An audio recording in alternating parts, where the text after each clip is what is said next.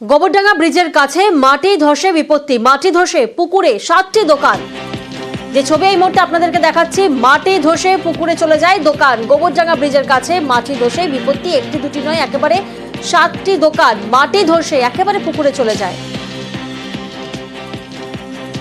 আর অভিযোগ বেআইনি নির্মাণ, সেই বেআইনি নির্মাণ থেকেই মাটি ধসের অভিযোগ সামনে আসছে। প্রতিনিধি জিয়াউল এই মুহূর্তে আমাদের সঙ্গে রয়েছেন।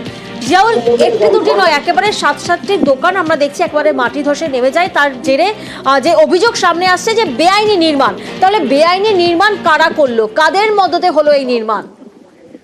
একদম দেখো, যেটা সামনে উঠে আসছে পৌরসভার গাফিলতি বা পৌরসভার গোবরডাঙ্গা পৌরসভা না জেনে কিভাবে এখানে পারমিশন দিলেন।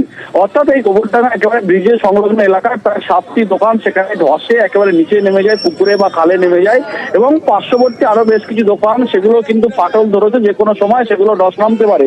কিন্তু দীর্ঘদিন ধরে কিভাবে একেবারে মেন রাস্তার উপরে গোবরডাঙ্গা পৌরসভার লাগোয়া, অর্থাৎ এখানে কিভাবে এই পরপর ধস নামছে, তাহলে কি কার গাফিলতি? ইতিমধ্যেই এলাকার মানুষ কিন্তু বলছেন পৌরসভার গাফিলতির জন্যই কিন্তু এই পারমিশন দেওয়া। অর্থাৎ কিভাবে পারমিশন না পেলে একের পর এক দোকান, একতলা দুতলা দোকান সেখানে গজিয়ে উঠলো, ফলে সবটাই পৌরসভা জানতেন, এমনটা এলাকার মানুষ বলছেন। কিন্তু পৌরসভার পক্ষ থেকে বলা হচ্ছে, চেয়ারম্যান স্পষ্ট করে দিচ্ছেন যে তারা জানতেন না, বলে অবৈধভাবে গজিয়ে উঠেছে। কিন্তু পৌরসভার পারমিশন ছাড়া কিভাবে গজিয়ে উঠেছে প্রশ্ন হচ্ছে। ইতিমধ্যেই 7টি দোকান পুরোপুরি ভেঙে গেছেন, ধসে নেমে গেছেন, আরো বেশ কয়েকটি দোকান যে কোনো মুহূর্তে ধসে নামতে পারে।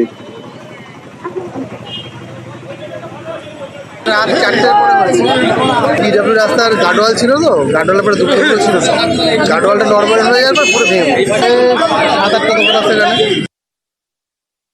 বহু অর্থ দিয়ে জায়গা কিনে দোকান করার সামর্থ্য থাকে না, ফলে এখানে এই যেভাবে দোকানগুলো গড়ে উঠেছে, পুকুরের পাড় দিয়ে এই দোকানগুলো রয়েছে। এইবার এই পুকুরের পাড়ের ধস নেমেই এই দোকানগুলো ভেঙে গেছে। এই অসহায় মানুষগুলোর যে কি হবে, সত্যি এটা চরম ক্ষতি। এটা ভোর রাত্রের দিকেই ঘটেছে ঘটনা। পৌরসভা আমরা এদের পাশে আছি, এই অসহায় মানুষগুলো যাতে এরা আবার নতুন করে এদের জীবনযাত্রা শুরু করতে পারে, রুটি রোজগারের আয়োজন করতে পারে, সে ব্যাপারে আমরা ওদের পাশে থাকবো, যতদূর পারবো আমরা ওদেরকে সহায়তা দেব।